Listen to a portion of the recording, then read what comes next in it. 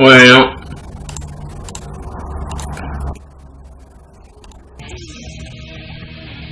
Entonces, vamos a hablar de la esquila, perdón. La esquila. Hoy se está practicando la esquila preparto, principalmente en Uruguay.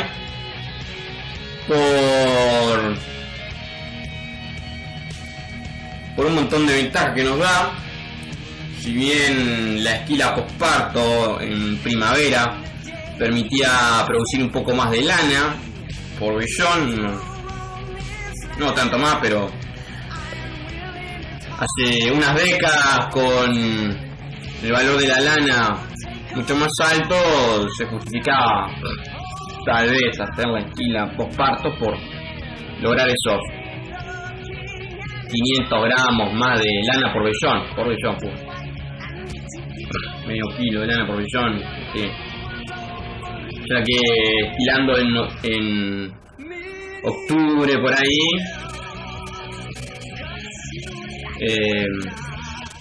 colocás el periodo inmediato post-esquila, lo colocás en el momento cuando la oferta de forraje es máxima, ¿no? Entonces, el aumento del consumo post-esquila lo hace en el momento donde el campo natural te da más. Pero el precio de la lana cayó a nivel mundial y se vieron las ventajas que da la esquila preparto, que es la que se maneja hoy día en Uruguay. Hoy prácticamente el 90% de los establecimientos hacen esquila preparto. La esquila preparto tiene como ventajas que mejora el peso de los corderos al nacer, entendiendo que hay que mejorar la alimentación a las madres en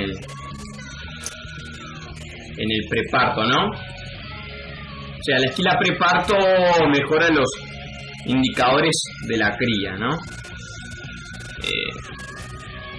Hay que entender, como se expliqué antes, que van a aumentar los requerimientos para mantenimiento en la majada, pero el consumo voluntario va a aumentar mucho más que de la madre, va a aumentar mucho más que lo que va a aumentar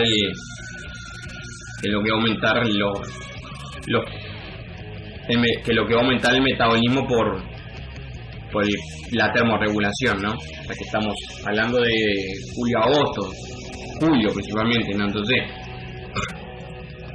la esquila ahí aumenta el costo de mantenimiento por termorregulación, por algo que se llama la temperatura crítica, ¿no? Ahora vamos a hablar, pero ofrece muchas ventajas, como es el consumo voluntario de los animales. Para empezar, no solo aumenta, sino que aumenta mucho más, entonces, como dije, de los que aumentan los requerimientos para termorregulación, y aumenta el consumo voluntario en un momento donde el consumo voluntario está bajo por el efecto el efecto físico del ternero, primero que del cordero haciendo presión sobre el rumen, ¿no? Es cuando se da el 70%, ahí se está concretando el 60% del crecimiento del peso a nacer del cordero. Entonces ahí el útero está desplazando en algunos espacios al rumen, ¿no? Un asunto físico, pero también hay un asunto hormonal atrás, ¿no? Y la esquila preparto levanta esa caída del consumo, tiene ese efecto normalmente. Por eso, por lo que una de las razones por la que se discute acá la conveniencia no es hacer doble esquila, ¿no? Para hacer una esquila preparto y la otra en los 6 meses en la encarnerada, y levantar y solucionar problemas de ovejas caídas, mejorar la tasa ovulatoria, la fertilidad, todo, ¿no? Por aumentar el consumo voluntario. El tema es, claro, ahí ya una doble esquila con nuestras razas laneras y en nuestra condición de limitante de forraje en invierno, ¿no? Cuando la tasa de crecimiento de lana en invierno se reduce, digo. Para empezar, eso es un mundo aparte, ¿no? Pero no se nos justifica. Acá la doble esquila al año, si bien mejora la calidad de la lana en muchos sentidos, ¿no? Y nos mejora, principalmente nos mejora lo que es la reproducción, lo que son los indicadores de la cría, los mejora hacer doble esquila al año, y mejora algunos atributos de la lana, como es el color, porque claro, nunca hay tantos centímetros de lana, por lo cual el vellón se seca, al estar más corto suele estar seco y demora menos en secarse, y entonces mejora el color y un montón de cosas. Pero la mecha queda corta, no sirve. Hablando de la mecha queda corta, la esquila preparto, justamente una de las ventajas que tiene, además de mejorar el peso del cordero al nacer, mejorar entonces el nivel de reservas, porque la madre experimenta un pico de consumo 30 días post esquila, lo cual es justamente a la aparición que hacemos la esquila 30 días de parto. También obviamente mejora un montón de cosas, como es la lactancia, la va a mejorar también porque va a aumentar el consumo en torno a la aparición. La lactancia enseguida principalmente las 70 horas de vida, primeras 70 horas de vida del cordero es mejor haciendo esquila preparto también, cual mejora la sobrevivencia. Además de que, como expliqué antes, la oveja busca refugio por sentir más frío, ¿no? Principalmente apariciones tempranas es muy relevante esto, y al buscar refugio abriga también al cordero, ¿no? Pero en la lana, el gran beneficio de la esquila preparto, que se maneja ahora en Uruguay, la esquila en julio, es que coloca el punto de debilitamiento de la fibra, por lo que son la competencia con otros procesos fisiológicos, que estamos hablando la preñez, último tercio de gestación, y la lactancia, dos procesos fisiológicos muy demandantes, nada más y nada menos que en invierno prácticamente, fin de invierno. Esos procesos fisiológicos alternativos compiten con la tasa de crecimiento de lana y generan el afinamiento. Se da un afinamiento en la fibra que corresponde a julio, agosto. El afinamiento de la fibra, haciendo esquila preparto, obviamente queda en la punta de la mecha, porque estamos esquilando justo cuando se da el debilitamiento, entonces queda prácticamente en la punta de la mecha. Entonces, en el proceso industrial, cardado y peinado, cuando rompe la fibra, por consecuencia de lo que es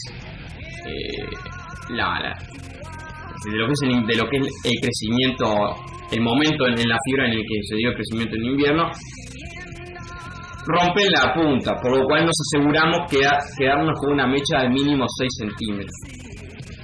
Cuando hacemos esquila, cuando se hacía esquila en primavera, solía pasar que el debilitamiento de la mecha quedara más al medio y corríamos el riesgo de tener muchas fibras cortas, ¿no? Fibras que no sean los 6 centímetros industriales. Entonces, en lo que es lana, es la gran razón, la principal razón por la que se justifica tanto la esquila preparto. Hay otras razones también, ¿no? Como ser que te aseguras que el animal durante la semillazón de las estipas con menos vellón, por lo cual se le prende menos material vegetal. La estipa es muy ensartarse, queda como material vegetal a la industria, y eso penaliza el precio, ¿no? Pero también la esquila preparto te facilita el manejo, porque te facilita el manejo en el sentido de que no tenés que hacer descole, un montón de cosas a la preñez, ¿viste? el hecho de que la madre esté medio pelada, ¿entendés? No tenga todo ese crecimiento de lana, ¿no? Que en esquila posparto son como ya 9, 10 meses de crecimiento de lana, 9 meses de crecimiento de lana. Eso complica el parto, entonces hay que hacer limpieza, hay que hacer había que hacer descole, había que hacer limpieza de ubres para facilitarle la mamá del cordero. Esos manejos te los ahorrás tener que hacerlos a la preñez, a la aparición.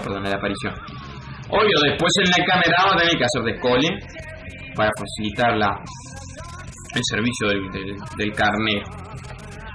Bueno, eso es entonces saber que si bien nos perdemos unos 500 gramos más o menos por millón de crecimiento de lana anual por animal, ¿no?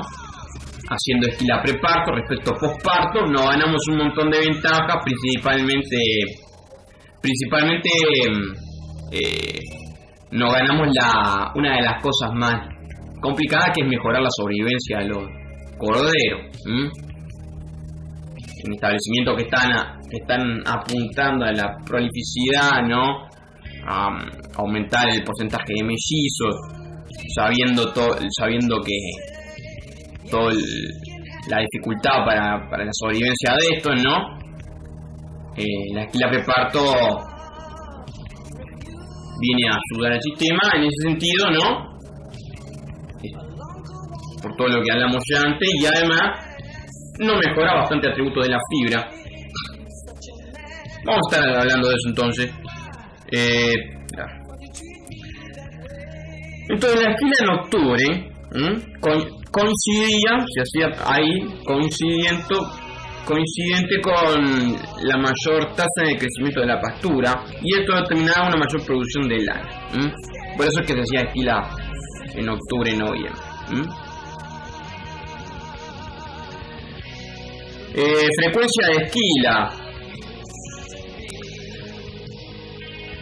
Bueno, acá nos vamos a hablar de las ventajas de hacer doble esquila. En algunos lugares se hace doble esquila, principalmente con otras razas. Estamos hablando de razas que tienen largo de mecha bastante mayor, ¿no?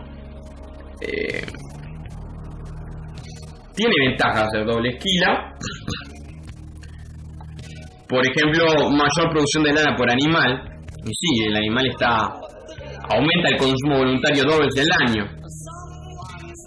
Se dispara, entonces genera mayor crecimiento de lana por año, mayor peso de kilogramos de vellón por animal por año. Mejora.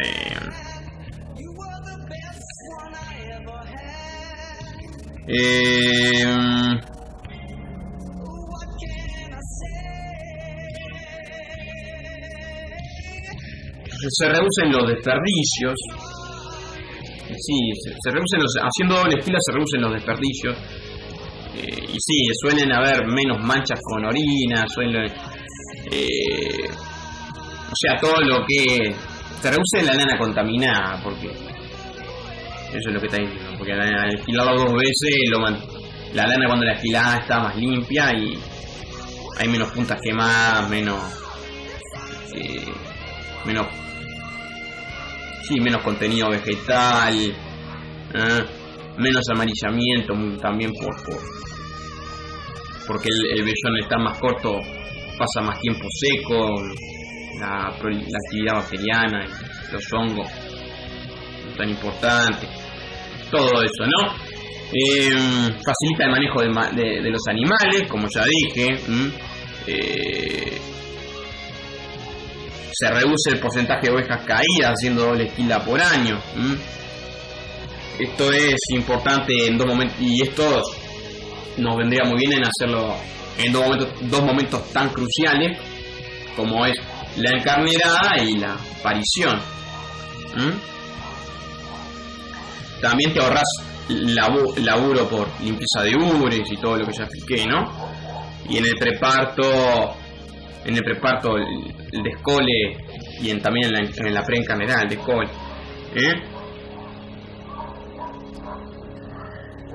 Bueno, entonces tiene ventaja hacer doble esquila, por eso es que en algunos países se hace, ¿no?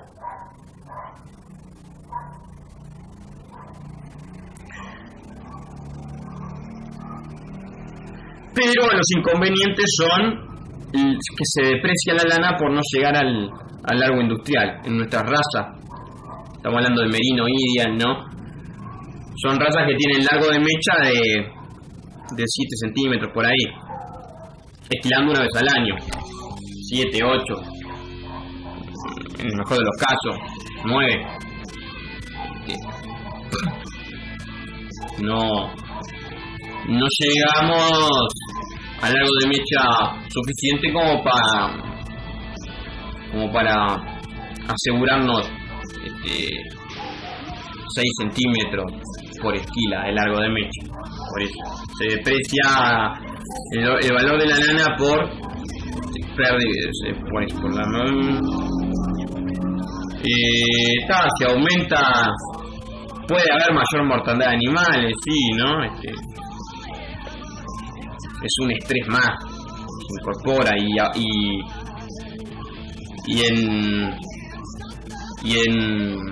sabemos que baja la temperatura, aumenta la temperatura crítica. Lo vamos a hablar ahora.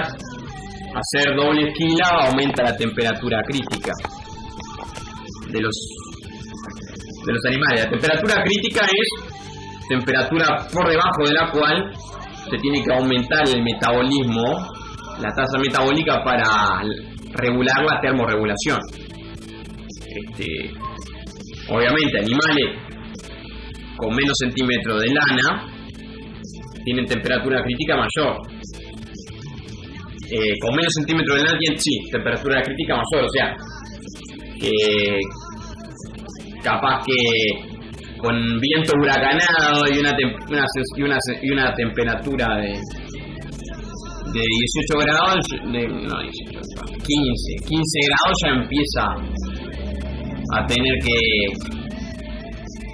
activar la termorregulación y se gana un costo metabólico más, ¿no? Pero el mismo animal, si tuviese 8 centímetros de lana, ¿no? Que son 8 meses, 6, 7, 8 centímetros de lana, 6, 7, 8 meses de crecimiento de lana, no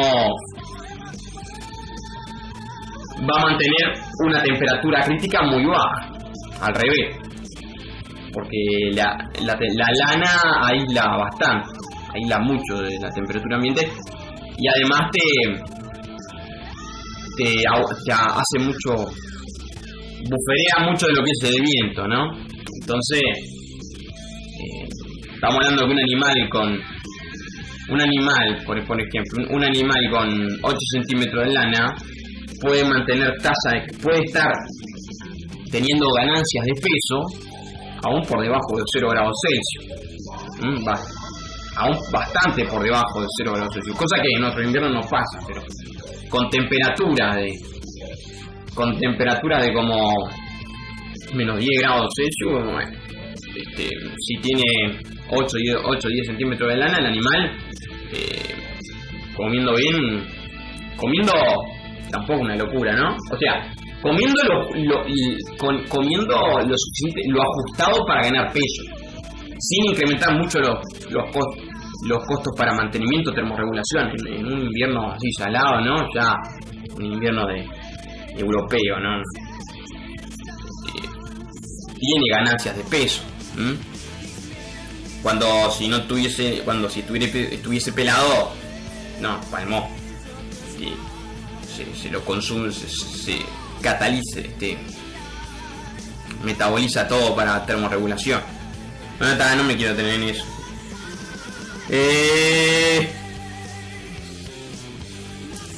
Y entonces la temperatura crítica, esto de lo que estaba hablando, la temperatura crítica es la temperatura ambiente por debajo de la cual el animal es obligado a elevar su tasa metabólica basal para mantener la temperatura corporal. Y hay que entender que esto pasa en esquila preparto, aumenta la temperatura crítica después de la esquila. O sea, el animal tenía el animal tenía como 8 o 10 centímetros de lana y de repente quedó con uno, porque usas el peine R13 que le deja 1 centímetro de lana, algo le deja por lo menos. Y lo que pasa es que el animal después de esquilado aumenta la temperatura crítica, o sea, no estaba teniendo grandes costos. En julio no estaba teniendo grandes costos de termorregulación. Pero esquilaste en julio, mediados de julio, agosto, se eleva la temperatura crítica y sensa un estrés en el animal, ¿no? Sensa que el invierno nuestro le está estando pelado, sensa el estrés, aumenta la tasa metabólica para regular la temperatura corporal. Entonces es un gasto extra a nivel metabólico, es un gasto extra, pero que se lo justifica porque el consumo voluntario aumenta otra vez bastante más de lo que aumenta la tasa metabólica.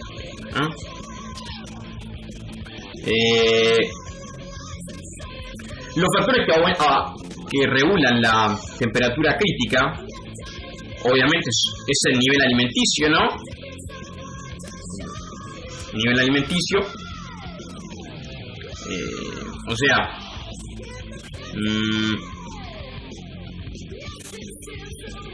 grado de aislación conferido por el vellón, ya lo expliqué eso. La velocidad del viento y la lluvia, ¿sí? Y hay factores genéticos individuales y de raza.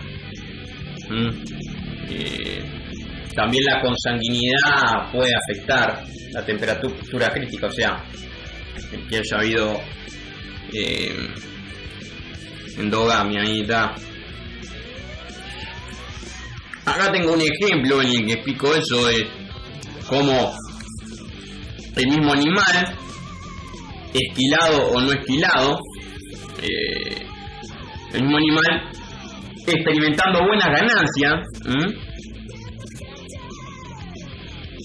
Estamos hablando de tasa de ganancia de peso por semana de 4, este animal 4 kilos por semana. 4 kilos por semana son como, ¿qué son? 900 gramos, 850, 900 gramos por día.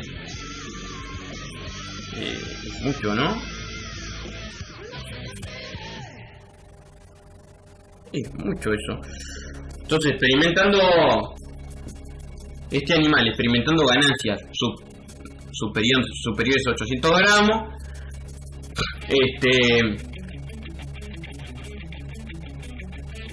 vemos cómo hubo pudo experimentar esas ganancias,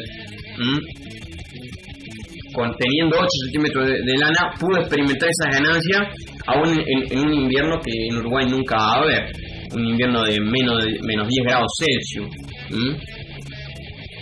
Cuando con 2 centímetros de lana, o sea, con 2 meses de lana, esquilado, no podría nunca tener esas ganancias, no podría tenerlas porque tiene una temperatura crítica mucho mayor. O sea, lo que estoy diciendo es, voy a redondearlo bien.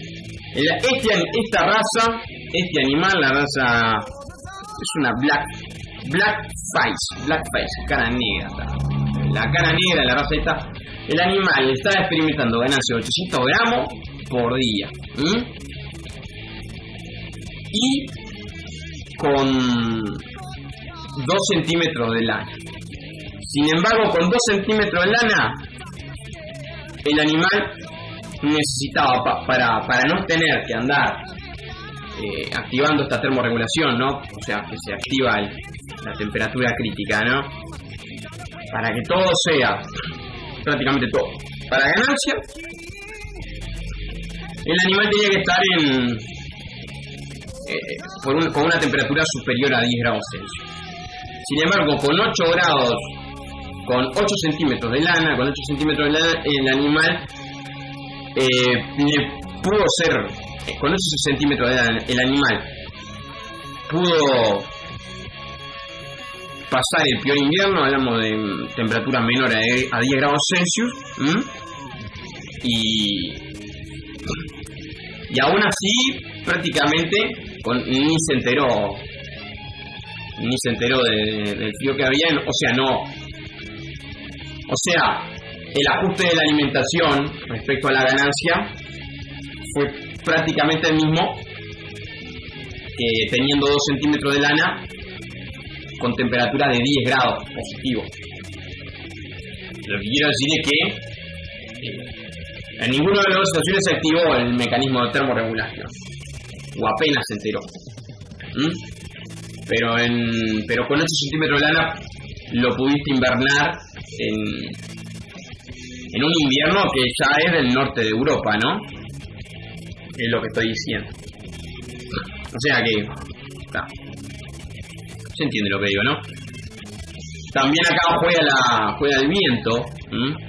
Obviamente, cuanto más viento haya,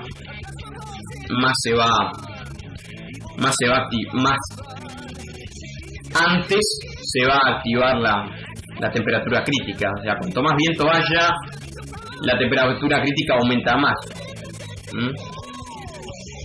Acá lo vemos en que el animal tenía esas saladas ganancias. Con 8 centímetros de lana el animal tenía esas saladas ganancias de 800 gramos, y casi que no se enteraba todavía no había, y estaba ahí en el límite de la temperatura crítica, ¿no? Y sin embargo, cuando la velocidad del viento aumentó de 10 a 20 kilómetros por hora, la temperatura crítica se duplicó. O sea, ya un invierno medio parecido al nuestro, con 20 kilómetros por hora de viento, ya un invierno parecido al nuestro, le empezaba a tocar la temperatura crítica a este animal con tanta lana, con 8 centímetros de lana. O sea, ver la fuerte influencia que tiene el viento. Estamos hablando de que el animal tenía con menos 12 grados no había llegado a la temperatura crítica, si había 10 kilómetros por hora de viento, teniendo los 8 centímetros de lana. Pero la temperatura aumentó el doble, de 10, la velocidad del viento aumentó el doble, de 10 a 20 kilómetros por hora, y con una temperatura de 0 grados, ya el animal activó la temperatura crítica y empezó a movilizar reservas o utilizar mucho de las calorías consumidas para la homeotermia. No quiero seguir con esto. Efecto en la calidad de la lana. Seguimos con la frecuencia de esquila, entonces vamos a ver como dije, esquilar 2 veces al año se hace por esta razón en muchos lugares, y es que tiene como ventaja que mejora el color. Mejora el color la doble esquila, porque el animal se seca antes, y entonces hay menos actividad microbiana. También mejora la resistencia, como ya hablamos. Mejora la resistencia, el rendimiento al lavado lo mejora. Sí, mejora el rendimiento al lavado porque obviamente vellón es menos denso, ¿no? Se les engancha menos tipa, se les engancha menos abrojo, ¿no? Todo ese rollo. Entonces mejora mucho la calidad de la lana reducirse el contenido vegetal, el contenido de tierra en la lana y la suarda. La suarda es la mezcla entre sudor y grasa. ¿Qué es lo que pasa? Sí, será porque suda menos, no sé. Bueno, se reduce el contenido suarda, lo hablaremos más adelante. El tema suarda se va a abordar más adelante. Inconveniente de la esquila más frecuente. ¿Cuál es el inconveniente? Menos largo de mecha, por eso no se hace acá, porque no se llega, si no llega razas laneras que no lleguen a la necesidad de largo de mecha industrial, no tiene ningún sentido. Por eso no se maneja acá la esquila, la doble esquila no se maneja acá, porque nuestras razas no llegan a los 13, 14 centímetros de largo de mecha, que debería ser lo que lograsen para que se justifique la doble esquila, ¿no? Y llegar a los 6 centímetros mínimos industriales, como dice. Entonces hay que elegir un momento de esquila. Elección entonces de ese momento de esquila. Evitar efectos desfavorables provocados por la gestación, lactancia, punto de rotura de la fibra. Eso es lo que se hace en esquilar, en el preparto, ¿no? También escapamos a la maduración de las semillas de estipa y otras más, que es ahí por mediado fin de primavera, ¿no? En ese momento el animal tiene menos centímetros. Si esquilamos antes de eso, poco antes de eso, entonces el animal está muy livianito en la floración de las estipas y se le prende menos, ¿tá? En primera temprana, la esquila en primera temprana tenía como ventaja, una de las ventajas de la esquila que se practicaba antes en el Uruguay, ¿no? Ahí por la década del 80, 90, es que la esquila en primavera postparto, es que la decoloración, o sea, el amarillamiento del vellón por proliferación de hongos, ¿no? Era menor. Y eso era ¿por qué? Porque el momento de mayor proliferación de hongos es en otoño. Esquilar en primavera te determina llegar a otoño. Cuando el otoño, ¿qué tiene? En el otoño es cuando tenés el mayor número de horas de vellón mojado, por la sencilla razón de que de la temperatura y la humedad, ¿no?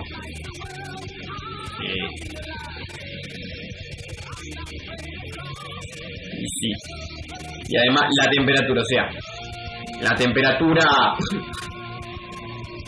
no deja que se seque rápido el vellón en otoño, pero tampoco es tan baja como para reducir el crecimiento, ¿no? De hongos y bacterias.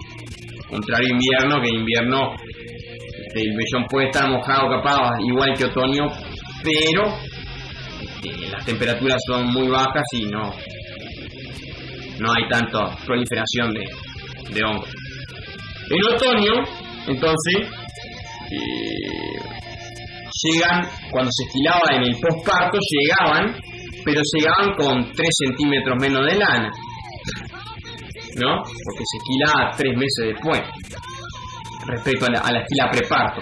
Ahora en la esquila preparto tenemos un cierto grado de problema con el color, decoloraciones amarillas por el desarrollo de hongos, porque esquilamos en julio. Tenemos entonces julio, tenemos agosto, septiembre, octubre. Tenemos entonces ahí 3 meses y medio, más o menos 3 meses y medio extra de crecimiento de lana respecto a lo que se hacía antes, que se esquilaba en octubre y noviembre. Entonces significa que tenemos 3 centímetros y medio, 4 más de largo de mecha durante el otoño. O sea, tenemos más horas de vellón mojado, el vellón demora más tiempo en secarse, y eso es un problema, ¿no? Es una desventaja respecto a lo que hacíamos antes. Si la disponibilidad de forraje no es limitante, la segunda esquila, previa a la encarnerada de otoño, si hiciéramos 2 esquilas, mejoraría el desempeño reproductivo aumentando el ingreso por carne. Si hiciéramos doble esquila, no hacemos eso. Ya lo expliqué, esto no quiero. Los mejores resultados se obtienen esquilando previo.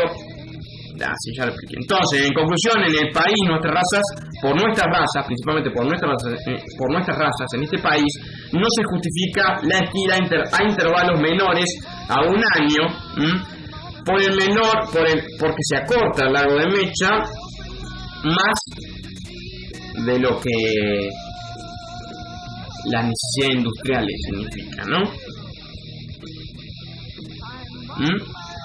Efecto de la esquila. Entonces, hay diferentes tipos de esquila preparto. O sea, en diferentes momentos de la gestación.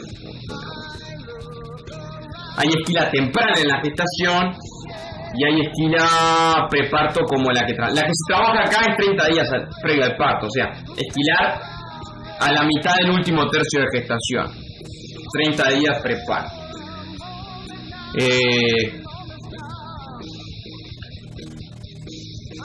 Pero hay otros tipos de esquila preparto, como es que son más en el primer tercio de gestación o a mediados del segundo tercio de gestación, que tienen ciertas ventajas, aunque no es lo que más se hace, pero vamos a hablarlas, ¿no? En el próximo. En el próximo lo hablaremos, los diferentes momentos de esquila. Vamos a hablar entonces en el próximo cuáles son los beneficios de esquilar en el primer tercio de gestación, a mediados del segundo tercio de gestación, o en el último tercio de gestación, a mediados del último tercio de gestación, que es lo que hacemos ahora, esquila preparto 30 días antes de la aparición. Pero vamos a hablar de las desventajas que cada una de estas diferentes esquilas significa.